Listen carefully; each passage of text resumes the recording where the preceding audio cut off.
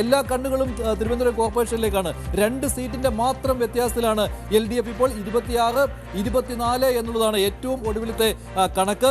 കൊച്ചിയിൽ നിന്ന് ഡാനി ഇപ്പോൾ നൽകുന്ന റിപ്പോർട്ട് അനുസരിച്ച് കൊച്ചി കോർപ്പറേഷനിൽ UDF മുന്നിലേക്ക് എന്ന തരത്തിലുള്ള സൂചനകൾ ഇപ്പോൾ പുറത്തു വരുന്നുണ്ട്. അത് ആത്യന്തികമായി നമുക്ക് പങ്കുവെക്കാൻ സാധിക്കുമോ എന്നതിൽ വ്യക്തത കുറവുണ്ട്. എങ്കിലും UDF 41 അങ്ങനെയാണെങ്കിൽ കേവല ഭൂരിപക്ഷത്തിലേക്ക് വരികയാണ് കൊച്ചി കോർപ്പറേഷനിൽ. 41,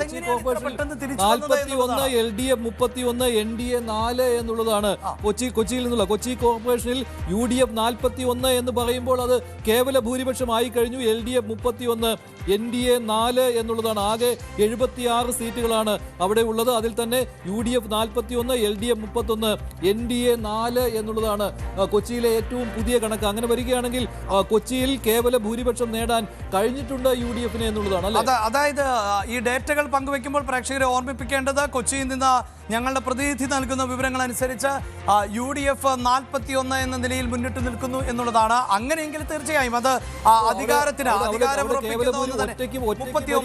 39 സീറ്റുകൾ മതി കൊച്ചിയിൽ. അങ്ങനെ കൊച്ചി കോർപ്പറേഷൻ UDF നേടിയിരിക്കുകയാണ്, തിരികെ പിടിച്ചിരിക്കുകയാണ്. UDF തിരികെ പിടിച്ചിരിക്കുകയാണ് കൊച്ചി കോർപ്പറേഷൻ. കൊച്ചി കോർപ്പറേഷനിൽ UDF 41 കേവല ഭൂരിപക്ഷത്തിന് വേണ്ട 39 സീറ്റുകളേക്കാൾ 2 സീറ്റുകൾ കൂടുതൽ നേടാൻ കഴിഞ്ഞിട്ടുണ്ട്. അതായത് 39+2 41 സീറ്റുകളിൽ UDF, LDF-ന് 31. അങ്ങനെ അധികാരത്തിൽ നിന്ന് പുറന്തള്ളപ്പെട്ടിരിക്കുകയാണ് കൊച്ചി കോർപ്പറേഷനിൽ.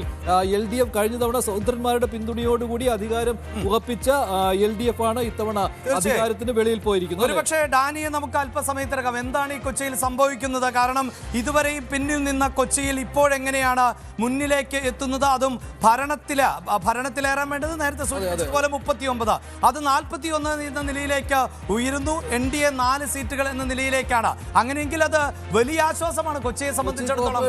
UDF-ന്റെ മുന്നേറ്റം എന്നുള്ളതാണ്. തൃശ്ശൂരിലും UDF-ന്റെ മുന്നേറ്റം 24, 16, 14 എന്നുള്ളതാണ്. തൃശ്ശൂർ കോർപ്പറേഷനിലും മുന്നേറ്റം UDF തന്നെയാണ് നടത്തുന്നത്. 20 കണ്ണൂരിലും UDF-ന്റെ മുന്നേറ്റം 20, 17. പക്ഷേ അവിടെ കേവല ഭൂരിപക്ഷം എന്നുള്ളത് 29 അതിലേക്ക് എത്തുമോ എന്നുള്ളതാണ്. അതേസമയം തിരുവനന്തപുരം കോർപ്പറേഷനിൽ ഇപ്പോഴും 27, 26 തിരുവനന്തപുരം കോർപ്പറേഷനിൽ BJP ലീഡ് നേടി. 27, 26 NDA വീണ്ടും മുന്നിൽ. ഓരോ ഡിവിഷൻ എണ്ണിക്കഴിയുമ്പോൾ തിരുവനന്തപുരം കോർപ്പറേഷനിൽ ലീഡ് മാറുന്നു. തിരുവനന്തപുരത്ത് ഇപ്പോൾ BJP മുന്നിൽ 27, 26 എന്നുള്ളതായി കണക്ക്. 7 സീറ്റുകളിലാണ് UDF-ന് മുന്നേറ്റം നടത്താൻ കഴിഞ്ഞിട്ടുള്ളത്. ഇത് ജയിച്ച വാർഡുകളാണ്. 27, 26, 7 എന്നുള്ളതാണ്. കണ്ണൂരിൽ ഇപ്പോഴും UDF ആണ്. തിരുവനന്തപുരത്തെ അപ്ഡേറ്റ് കൂടി ഒന്നുകൂടെ നോക്കാം. തിരുവനന്തപുരത്ത് നിർണായകമാണ് തിരുവനന്തപുരത്തെ കണക്ക്. 27, 26, 7. ഇനി കൊച്ചിയിലേക്ക് പോകാം. കൊച്ചിയിൽ നിന്ന് ഡാനി ഇപ്പോഴാണ് ചേരുന്നത്. ഡാനി, അവിടെ UDF-ന് ഒരു മുന്നേറ്റം, അതായത് 41 സീറ്റുകളിൽ UDF ഇപ്പോൾ മുന്നിട്ട് നിൽക്കുന്നു എന്ന് പറയുമ്പോൾ അവിടെ 39 സീറ്റുകളാണല്ലോ കോർപ്പറേഷൻ ഭരണത്തിന് വേണ്ടത്. എന്താണ് സാഹചര്യം?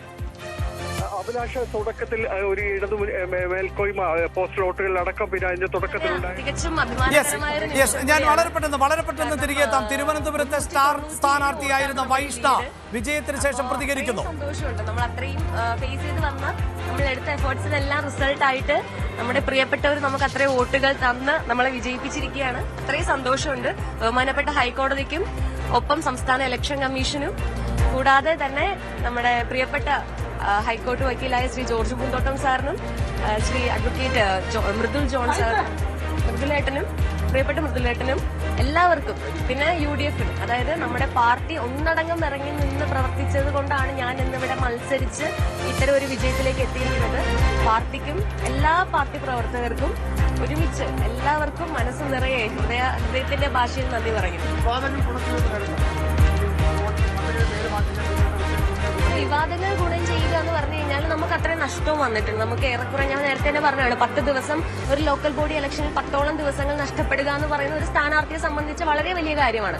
പത്രത്തിലുള്ള നഷ്ടങ്ങൾ നമുക്ക് വന്നിട്ടുണ്ട്. പിന്നെ എല്ലാം ജനങ്ങളാണ് തീരുമാനിക്കുന്നത്. നമ്മുടെ നാട്ടിലുള്ള സാധാരണക്കാരായ മനുഷ്യന്മാരാണ് തീരുമാനിക്കുന്നത്. അപ്പൊ അവരെ അത് എത്രത്തോളം അഫക്ട് ചെയ്തിട്ടുണ്ടെന്ന് നമുക്ക് അറിയില്ല. എന്നിരുന്നാലും വളരെ സന്തോഷവും തികച്ചും അഭിമാനകരവുമാണ്.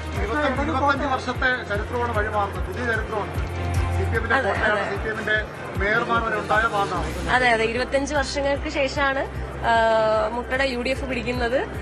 മുൻ മേയറുടെ